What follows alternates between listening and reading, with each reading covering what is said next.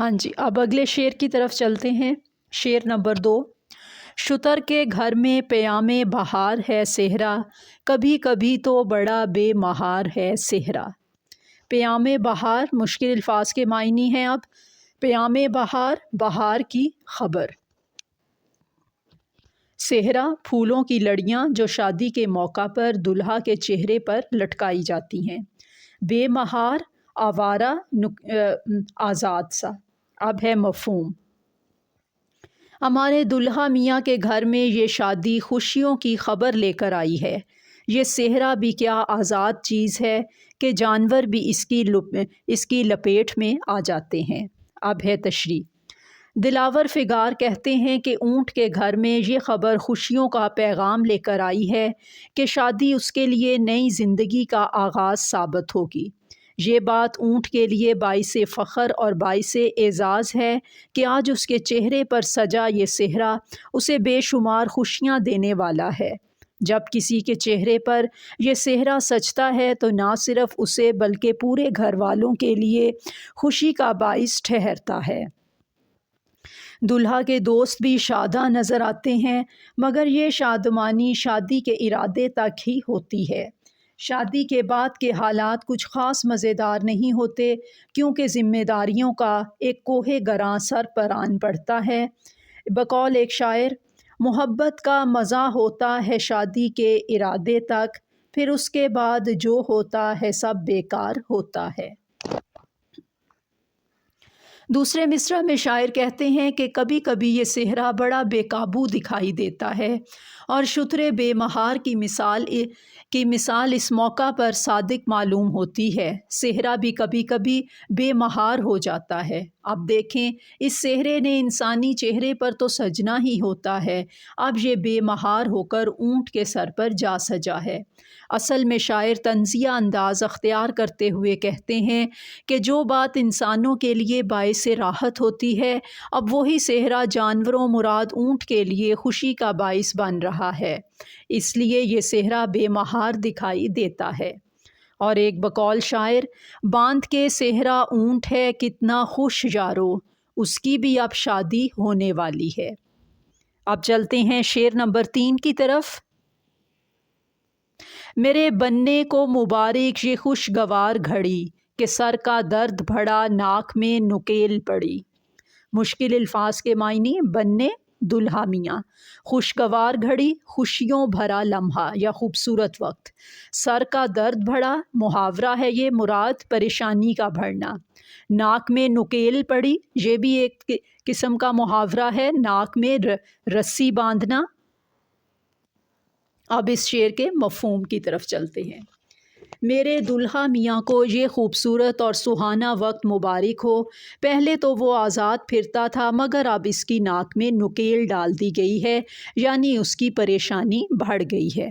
اب اس شعر کی تشریح طلب شعر میں شاعر کہتے ہیں کہ میرے دلہا میاں اونٹ کی زندگی کے خوشگوار لمحات مبارک ہوں، کیونکہ ایسے لمحات کسی بھی فرد کی زندگی میں عام طور پر ایک ہی بار آتے ہیں، جب وہ خوب بن سنور کر اپنی شریک حیات کو لینے کے لیے اس کے در پر چلا جاتا ہے۔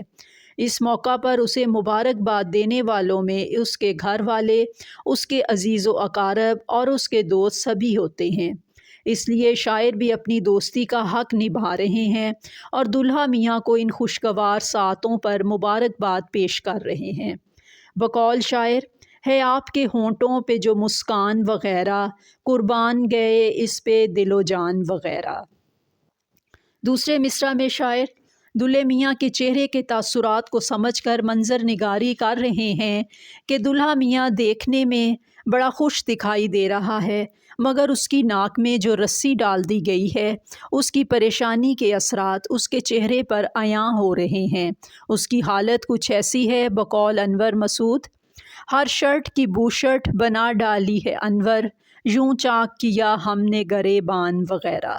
اصل میں شاعر کہتے ہیں کہ شادی بظاہر خوشی کے مقام کا نام ہے، لیکن شادی بڑے بڑے آزاد خیالوں کو محتاط راستہ انتخاب کرنے پر مجبور کر دیتی ہے، اور وہ بھی اس مقام پر بڑے سنجیدہ دکھائی دیتے ہیں۔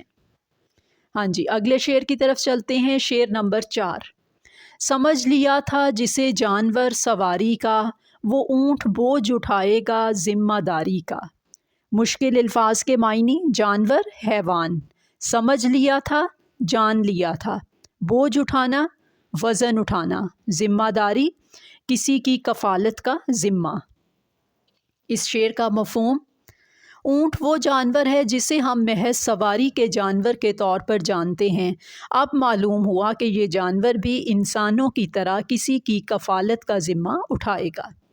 अब इस शेर की तशरीह, दिलावर फिगार कहते हैं कि हमने तो अपने तौर पर जान लिया था कि ऊँट महज एक सवारी का जानवर है जो इंसानों का बोझ उठाता है। इस पर लोग सवार होकर दूर दराज के सफ़र करते हैं। इसी ऊँट को सहराई जहाज़ भी कहा जाता है। सहराई इलाकों में सफ़र के लिए ऊँट से बेहतर कोई और सवारी नहीं होती, इसलिए शायर के ख़्याल में भी ऊँट महज सवारी का एक जानवर है।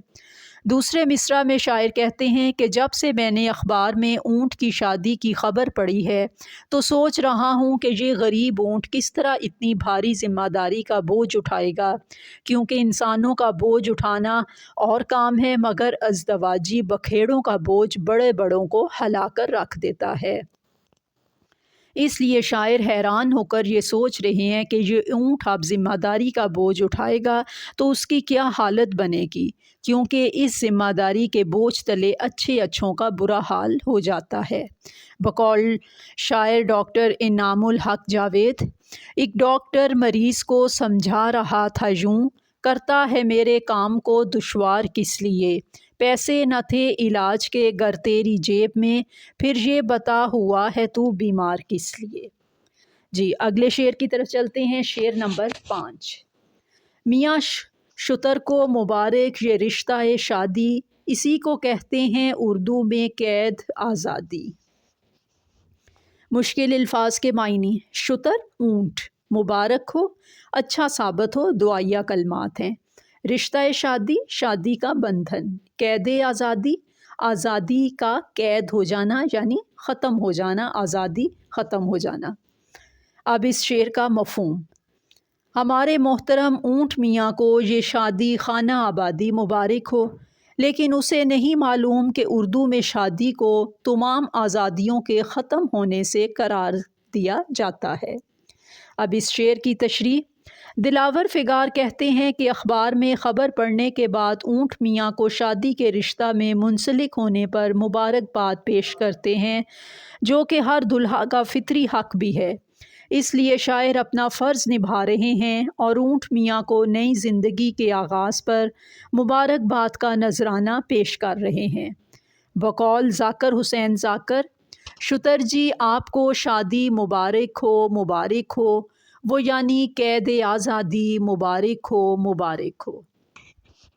दूसरे मिसरा में शायर ऊँट मियाँ को समझाने के अंदाज़ में कहते हैं कि पहले पहल तो हर दुल्हा बड़ा खुश दिखाई देता है और शरीके हयात से मिलने पर खुश होता है, लेकिन शायर अपने तजर्बे की बुनियाद पर ऊँट को बता रहे हैं कि जिसे तुम आज़ादी समझ रहे हो, हकीकत में ये एक ऐसी कैद है जिसके आने से तमाम आज़ादियाँ छिन जाती हैं। शादी के बाद अमूमन लोग अपनी मर्ज़ी और आज़ादी के तहत ज़िंदगी नहीं गुजारते, बल्कि अक्सर मामलात में अपनी शरीके हयात का मशवरा भी ज़रूरी समझते हैं। इसके अलावा बाहर आने जाने के मामलात में भी बेगम के इरादे ज़रूर शामिल हो जाते हैं। इसीलिए शायर कहते हैं कि उर्दू ज़बान में ऐसी आज़ादी को कैद आज़ादी कहा जाता है। बकौल शायर, बीवी का जेब खर्च बढ़ाने के वास्ते कम उसने वालदैन का माहाना कर दिया, दाढ़ी में आ गए हैं अभी से सफ़ेद बाल, शादी ने मेरा हाल बुजुर्गाना कर दिया।